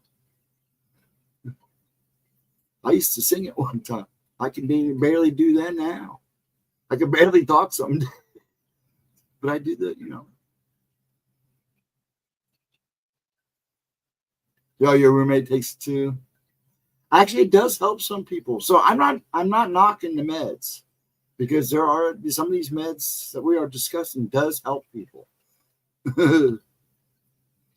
But I'm so old. When I was in school, there was no history class. No, I don't think you're that old, Latra.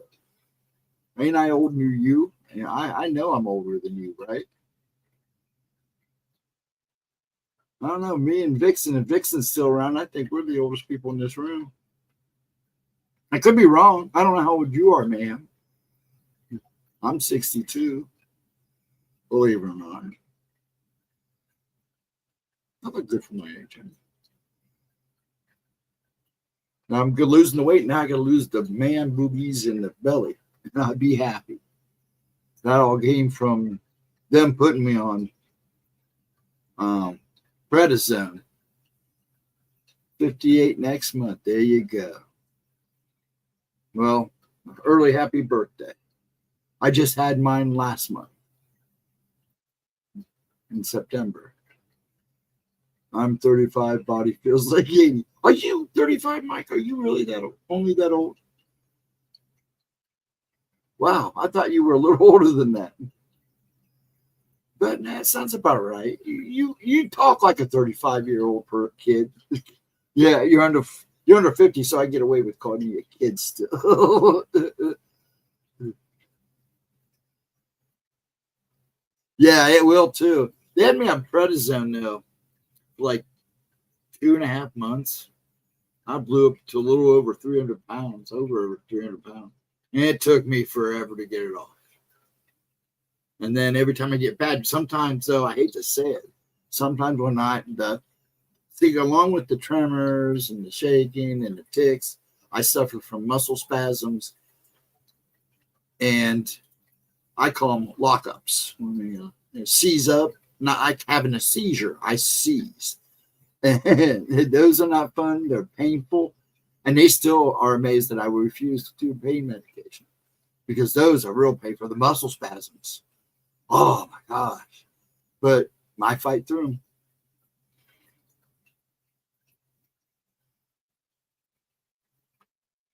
But yeah, that stuff will cause issues. But sometimes that prednisone does help take a little bit out of the way. And I'll only take it for a short time. But I've stopped taking it altogether as of about 3 years ago. They offered it to me again because I got real bad. And I was like, no, I'm trying to take the weight off. And every time I take prednisone, I gain weight. I'm not doing it. Yeah, that's why I quit taking it. Yeah. Doesn't bother me. I call kids in the 20s kids. Yeah. Well, we're older folk now, so we can look down on on the little ones and call them kids all we want.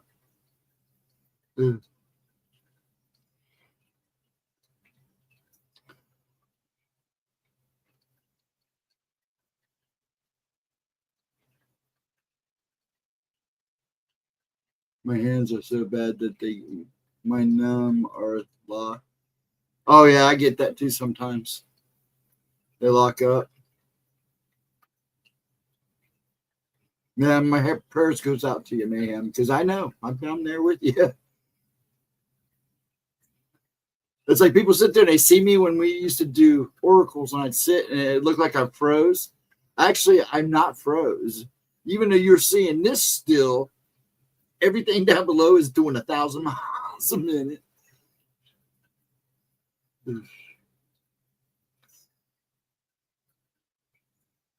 Oh, I've had that happen. And back one day, about 3 years ago, on a Saturday, I was working, and my hand locked up on a pickaxe. And we had to literally call the fire department out because we couldn't unlock my hand from the handle. It was awful.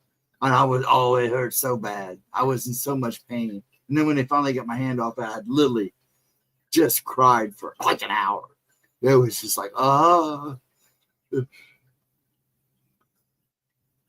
used to draw and paint. Used to be a screen printer. Worked for a restaurant business.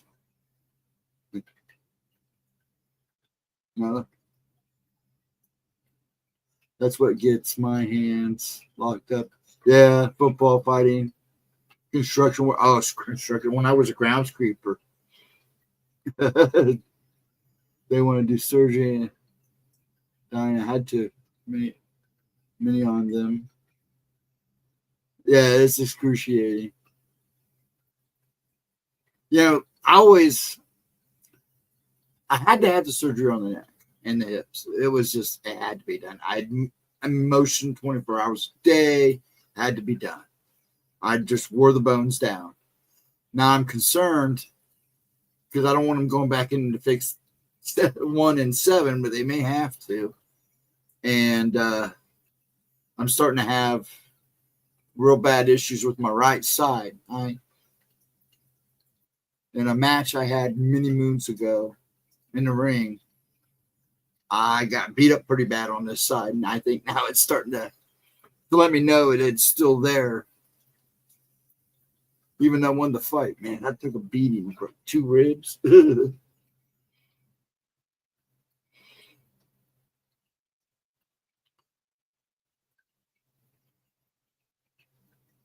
Really good handle. Yeah, I do a lot of exercises too, but because of the issues, I stay busy. You ask these guys, I'm always in motion. Anymore, I make it a point. Me and Gemma play fortnight for about an hour in the afternoon every day during the week if we can, and then maybe a little bit at night. Those are the only times I get to sit down until everything's done or I'm streaming. Like when I get done here, I got a couple of things I got to do and I'm done.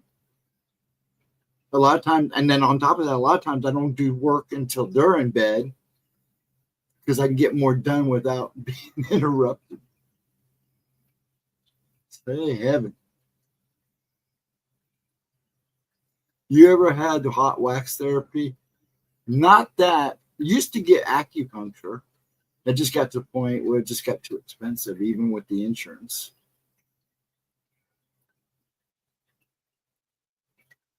Had hot wax on feet first time 2 weeks ago. Wow. Really? Did it help? Are the demons behind all of this?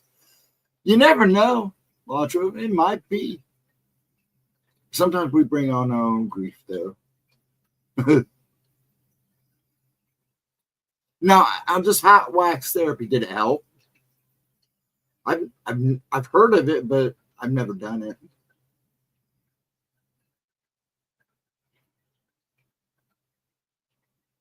It did help. You said, wow. And it did help that much.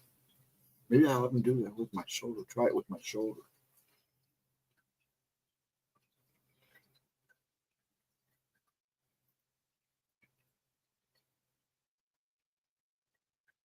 Now you still running around? Trying to keep you distracted there, woman. But now I'm going to go do this. The Al's the one with information for me, man. Lately, she's been slamming me with all kinds of good information. If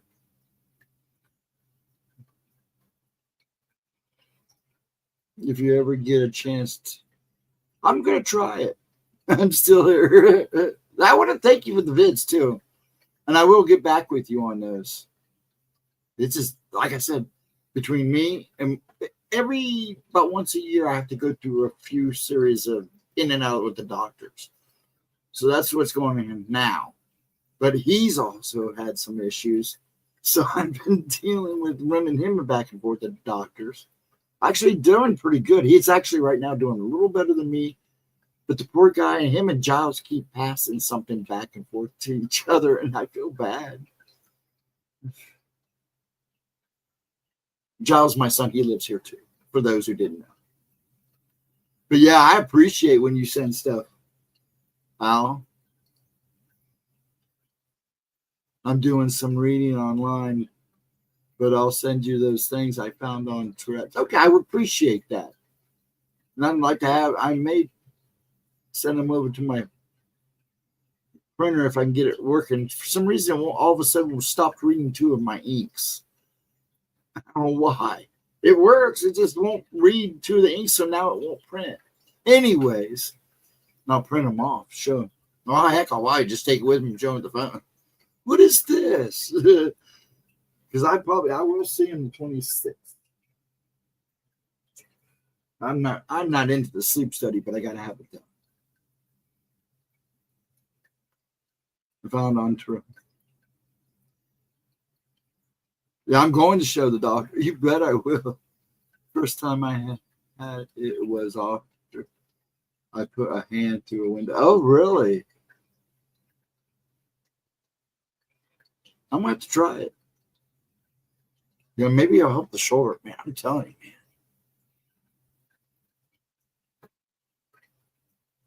The thing is, when my shoulder acts up, my ear rings. And this earring, my right ear has been ringing for like 6 months now.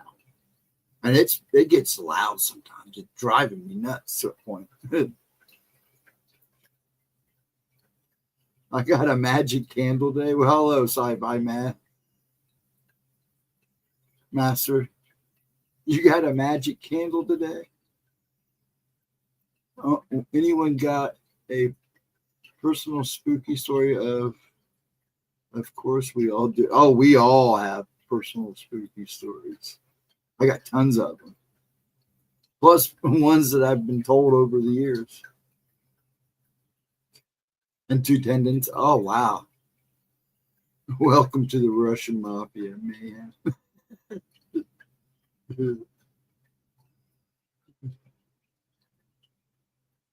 welcome in, Sci-Fi Master. Good to have you. I'm going to be calling here in about 15 minutes. I'm getting kind of loud. I don't want the old man to wake up. You're welcome. Like I said, thank you for popping in. Thank you for hanging out. We appreciate it.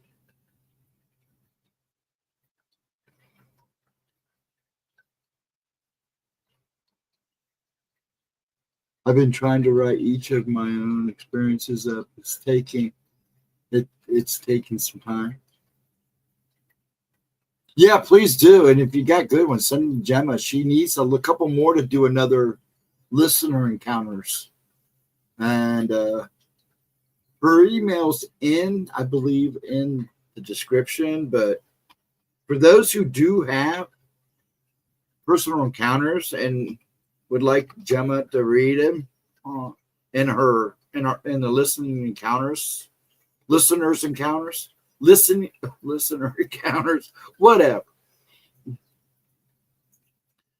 Send it to her, because I think she said she only needed 1 or 2 more to do another one. And I love those. Those are my favorites. I love listening to people's encounters. And if it's good, she may actually put it in her next book. Because she's going to do another one. That's what basically Campfire Stories is. I'm drawing a blank because I'm typing and talking.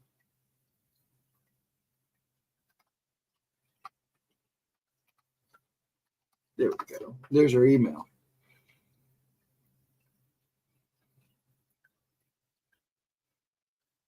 Anything paranormal.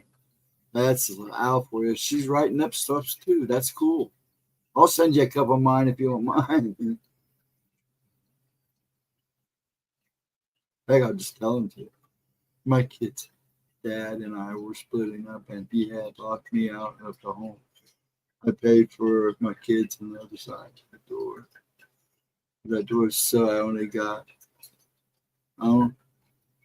so I got in the only way I could. That happens. I've done that myself. We locked the keys in the car in the house. We left the house, and we go get the car, and she was, "Oh, I forgot the keys." I said, "Well, I locked the door, but I don't have the keys because you told me to leave my keys. I locked the door from the inside because you told me to leave my keys in the house." It was so weird. I can never remember her email. It's there, and it's also in the subscription, in the description box below. So if you ever want her email, just just pull up one of her videos. It's there. It's GemmaJadeParanormal@gmail.com.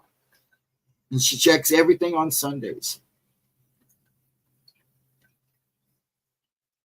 Now, I'm trying to catch up here.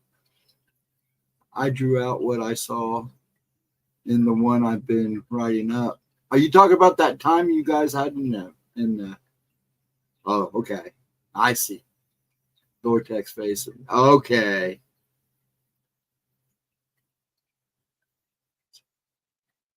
I'll tell you what, I've heard crazy stories. I've seen crazy stuff where people have looked at me and like, dude, you're on something. I'm like, that's what I saw.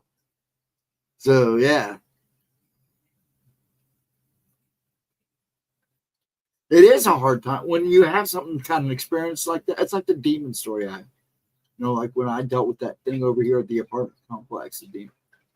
I had a long time, even after a year or two, I had a long time talking to it. The only person I could talk to it about was Thomas, because he was there. He knew, but then I wouldn't discuss it with anybody. It took years for me to actually start even mentioning it, and even then, people still look at me like, "Oh, you're full of crap." Now, you should have been there.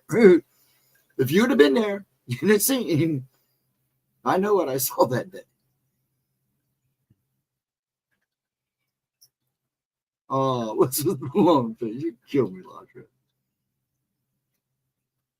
No matter if I'm just going out to get mail on the porch, I still take my keys. Yeah, I'm that way now. I always make sure they're hanging out in my pocket. I have a loop on them. That way I always know they're there.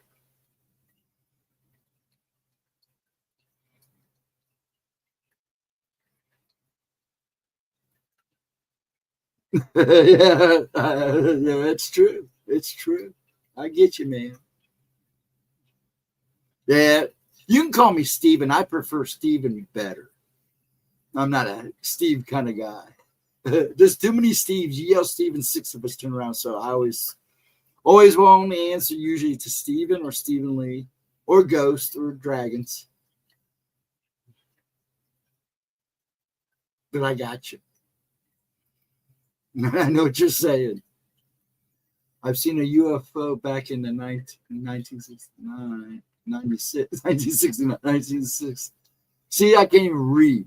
I was 14 years old. It was during the day, the late afternoon, and I saw it from second story bedroom. My window was facing east. See, you write all that stuff now while you're talking about it. You write it as thank you. Thank you. Man. That's what I do. When people was telling me stories back in the day when we were going around hitting truck stops and diners and stuff and asking for people's stories in small towns and stuff. And one guy would record, but I'd be trying to write. I'd be trying to keep up with him writing it down. And then if something happened to me and I was telling somebody about it, I would write it down. I was speaking it. So I...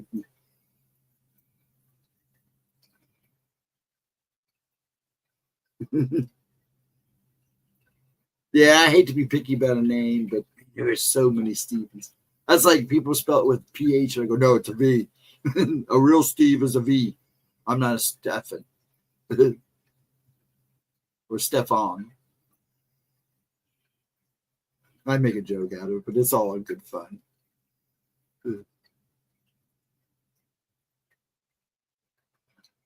I tried to give as much detail as I can. I tried to animate this thing. That's what you do. Have you tried telling your stories through your AI? Or what you see through your AI? Could you do that, Al? Use your AI program and tell your story through that and see how it turns out? Or is that what you're doing? You're killing me. I like you, man. And it's good to see you again. I know you've been in here before. It's nice to see people again. I love that. Yeah, people cycle through these YouTube channels. I would go back to a channel that I hadn't watched for a couple months, and it'd be like a whole new different batch of people in that chat. I really try to help people see what I did. And I get that. Could have tried, but it would cost a lot. Oh, really? Could you? I guess it would, wouldn't it? Plus, it may be hard to get it right. Yeah, that's true too. I get that out. I just thought that might be an ingenious way, because Gemma was supposed to do that ghost news show on one of the channels. Her story was supposed to be on it, and that's what they were going to do. They were going to AI generate the story, but that's a studio. They probably had the money. She never heard back from them. In fact, I went to research the thing, and it's like been put on hold. So we'll see. I have. Sometimes I don't like talk, just listen. That's fine. I do that too in some chats. I just go in and listen, watch the chat. I do that sometimes with Moggs. I do that so a lot of times with Paranormal Portal. I'll go in and just listen and watch. I was in there for a little bit tonight, but had to get busy again before I came in here. I'm exhausted. AI trying to find a truck bar. Finally, DuckGo found me one on eBay. There you go.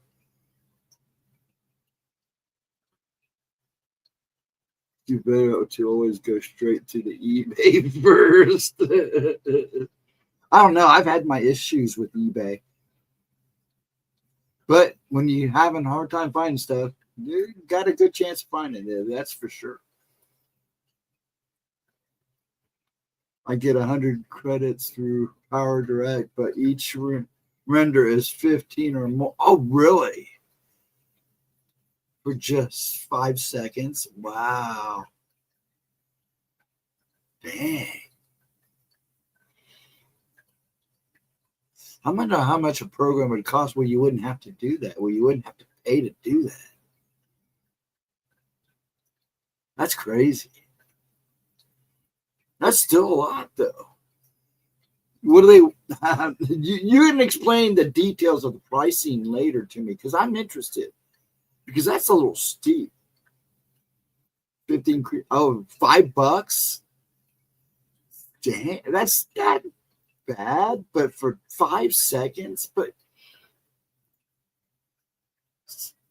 time is weird. So 5 seconds. 5 seconds is really not a whole lot of time. That's wild. I'm going to sit down and look at that Power Direct. More than we can afford. Yeah, it's a little steep for me right now. Anyways, I bet it is. That's insane. You know, it's like StreamYard is raising their prices. Everybody's raising their prices. I don't know what your gas prices are there, Al. But I've been watching over the last 2 weeks. So us drop down to $2.95, and then we jump right back up to $3.99. $2.95. Then by the weekend, $3.99. It's like, what the heck is going on? But I gotta admit, competition is getting pretty fierce. So hopefully something will give here soon. It's a great app. It does have features you can use for free. That's cool. I mean, at least they offer that. But I'm going to check that app out. I've been messing around with just general basic graphics just so I can get my gearing back. Because I used to know all that stuff when I first started messing with computers. And I got so caught up in other things that I kind of lost that knack. So now I got to reteach myself. That's what I've been doing sometimes on these nights I can't sleep. I messing around with stuff, trying to get me to at least get the graphics part of me back.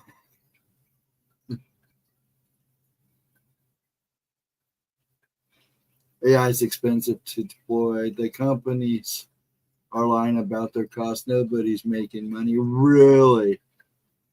Well, you're trading in stocks. You should know.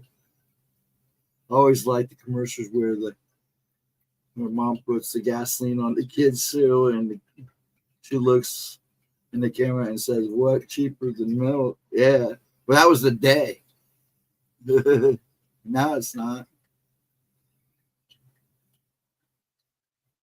It's so fluctuating. I got the pro version.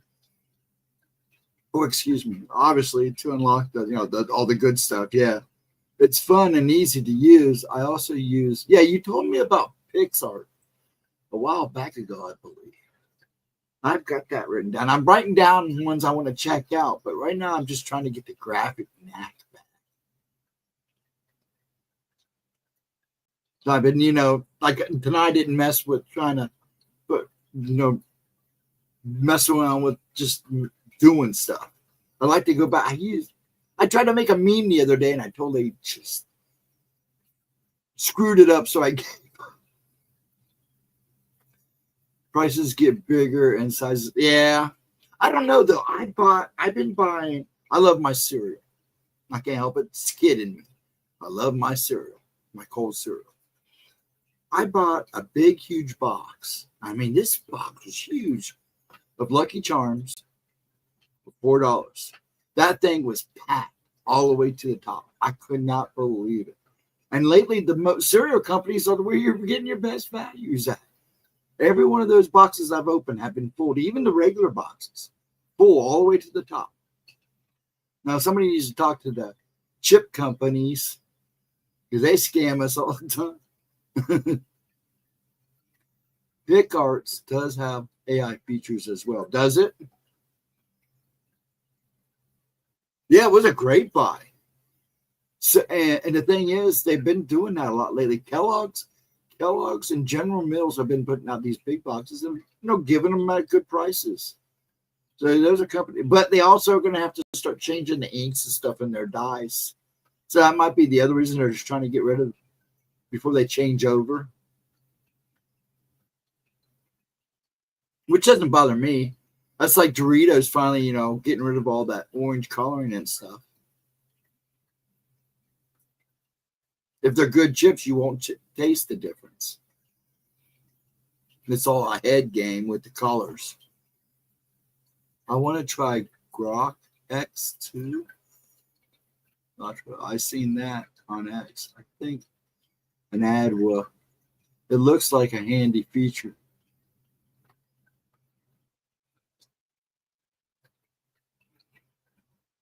Interesting. I'll check that out too. The base version of Grok is $20 a month. I think. Really? Dang, that's still kind of steep. $20 a month. And you have to get rid of one of your streaming services. Yeah, they get you, and then they get you on the small stuff too. I'm not saying that company or any other company.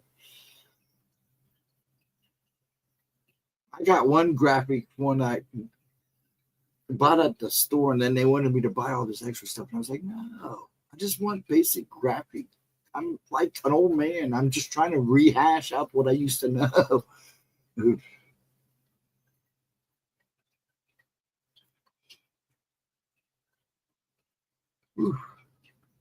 Starting to get tired, guys. I think I'm going to call it. If everybody's cool with that, I hate to do that because I am getting tired, though. I'm starting to get really antsy sitting in this chair. My stepdad is getting me into the stock market. You and Lotto should talk. Yeah, but I'm going to go ahead and book you out here because I got to get out of this chair. I'm starting to get real. You folks have a wonderful night. Thanks so much for all of you hanging with me and enjoying my Gemma's replay. Please have a wonderful Sunday. Have a wonderful start to the week. I hope to see you here Tuesday night on this channel for Gemma's premiere. I don't know what the title is. She may have told me and I probably forgot. She'll beat me later, but that's okay. At 10:15 Tuesday night Eastern time. Folks, I love having you guys here. That's one thing I do say about Saturdays is you guys always make me smile. Have a wonderful night. It's always a good conversation. Now, have a wonderful night. Much love to you all. Have a blessed evening.